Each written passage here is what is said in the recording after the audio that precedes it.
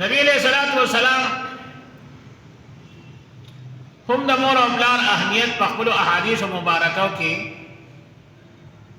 په ډېرو احادیثو کې واضح کړی دی، بیان کړی دی. نبی علیہ الصلوۃ والسلام په یو حدیث کې فرمایي چې په بنی اسرائیل کې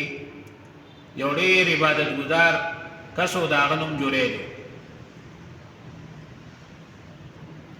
هغه ډېر زیات د الله عبادت کو او داسې عبادت پې کو چې دا عبادت د وجې نه د کلي پرې خو دی. یو دشت او بیابان کې ځان له یو جونګړه کچه جوړه کړې وه او بس شپه او ورځ به پای کې د الله عبادت پې کو. مور یوې مور وه، د مور چې به کله یاد شو نو مور به ولتله، مور به چې یو نظر ولیده خبرې اترې به یې ورسره وکړې، بیا به ترې مور راله.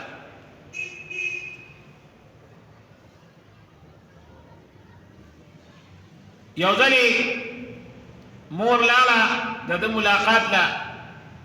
د خیمې نه بار د جونګړې نه بار ودرېده، اواز یې وکړ جوریج، خو دې دغې وخت کې په عبادت ولاړو. دړه کې وویل چې یو خوا مې مور ده، بل خوا د الله عبادت دی، څه وکړمه؟ بیا یې ویل د عبادت خو مې روان کړی دی، مور خو مې هسې مر وخت راځي، زه فلحال د عبادت سر ته ورسولم. چې هغه عبادت سر ته رسو نو مور یې تللې وه. چرته بل ټیم بیا یې مور راغله، د بیا عبادت کو، اتفاقا مور ورته بیا آواز وکړ، د بیا وی یاره الله عبادت هم دی خو مې مور د څو کم خدای غوره کړه چې د عبادت وکړه، مور سره بیا هم ملاوېدی شي. دغه عبادت مات نه کړ، خو چې عبادت نه کله فارغېده مور یې بیا تللې وه. په درېیم ځل مور بیا چېرته څه وخت کې راله، بیا اتفاقا دې په عبادت ولاړو، بیا هغسې وشو. خو چې مور یې تله ویده جوړېږه وي تر هغې پورې د له مرګ را نه شي چې تر څو پورې تا د بدکارو ښځو شکل نه لیدلی. مور و د خولې نه خیره ووته چې دا درېیم ځل دی زه راځم او ته ماله اواز هم نه راکوې او نه ته ماله راکوزېږي او نه ته ماله بیا راځې. د خولې نه خیره ووته، دا دونه لوی عبادت ده کو خو بیا هم پرې د مور خیره ولګېده. په دغه علاقه کې د ده د عبادت چرچې وي.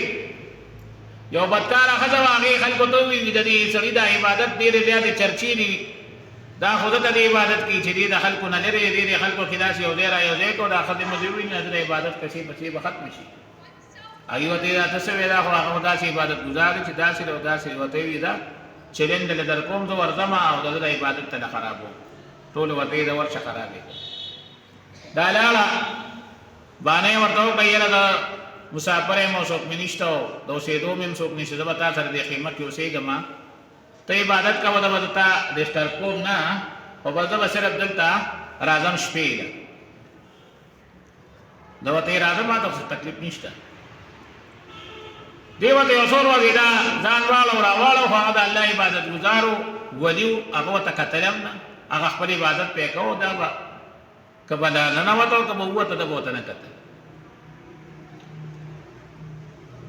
اخره کې یو بله منصوبه دغې ښځې جوړه کړه. دغې خیمې او جونګړې ته به د شپې یو شپونکي هم راته، غړي چیلې به دروازې سره وړې و، شپه به یې د خیمه کې وه، هغه سره یې لیڼ برابر کړ او هغه ګناه یې هغه سره وکړه او د هغې نه چې کوم ماشوم پیدا شو د هغې الزام یې په دغه بزرګ او عبادت ګزار باندې ولګو. د هغې خو مقصد دا و چې زه دې شرموم، زه دې دوکه کوم، خو چې لیفټ یې ور نه کړو د شرمولو هغه اراده یې وکړه. خلکو ورته یې ته خو واده دې نه دی کړی، دا به چېرې د کوم ځای نه پیدا کوي، دا تا چې ورته بزرګ وایې دا د ده کارنامې دي که نه. بس خلک رال په داسې قصه کې خلک تحقیق ورې نه کوي، بیا د نیکانو خلکو په باره کې هم څوک تحقیق نه کوي. بچې ورته پته ولګي چې دا پلانکي سړی سره یې دونه نیکۍ دا غلط کار یې کړی، نو بیا تحقیق څوک نه کوي، بس هر سړی پرې ثواب په نیت باندې گزار کړي. نو راغله هغه دې راکوز کو عبادت باندې ولاړ وته یې ښه اوس هم عبادتونه کې کارونه دې داسې دي کې عبادتونه راکوشه په والو والو یې دغه خیمې نه چې کمدنو جونګړې نه راوکړه جونګړې هم راوغورځولې ولو دې وویې ټکو د ورته ما ته خو وایې چل څه چل شوی دی ما خو پې کې وی څه بلې پې دا ښځه څه وایي ښځې ته وې ته څه وې وی دوی راته وایي چې دا بچي د کوم ځای نه راوړی زه ورته یم چې دا د دې بزرګ دی دغه ویم نو بس دې داسې حقا بقا پاتې شو چېرې بس خلکو ورته وګوره په مخامخ یې در باندې ګوۍ وکړه دوی نه ګوۍ به دا ماشوم په خپله کوي هغه له الله دونه لویه مقام او مرتبه ورکړې وه چې د ده کرامت الله دغې وخت ظاهر کړ او هغه ماشوم باندې داسې ګوته کېښوده وی ماشومه وایي د چا نه پیدا یې هغه په ماشوموالي کې د دوه درې ورځو ماشوم به یا و یا بنو په ماشوموالي کې وویلې د پلانکي شپونکي نه پیدا یې بس خلک حیرانه شو چې یاره دا اوس وګوره بل ډېر عزت یې ورله وکړه چې یاره مونږ په تا باندې ظلم وکړو زیاتې هم در سره وکړو مونږ د دې معافي غواړو او ته خپل عبادت کوه او دا جونګړه د سونې او د چاندې جوړو مونږ دلې روانه کړې وه ته سونه او چاندې زه نه غواړم ما له هماغسې د خټو جونګړه جوړه کړې چې زه پکې د الله عبادت کوم او په ما مه لګئ نه به در باندې ته لګم بزرګ ته دا دونه قصه ده څه نه پېښه شوه د مور د خیرونه خبره هم دونه ما غټه نه وه معمولي خبره وه د خو هم څه داسې ځان له لګیا نه و د الله عبادت یې کوو خو مسله دا ده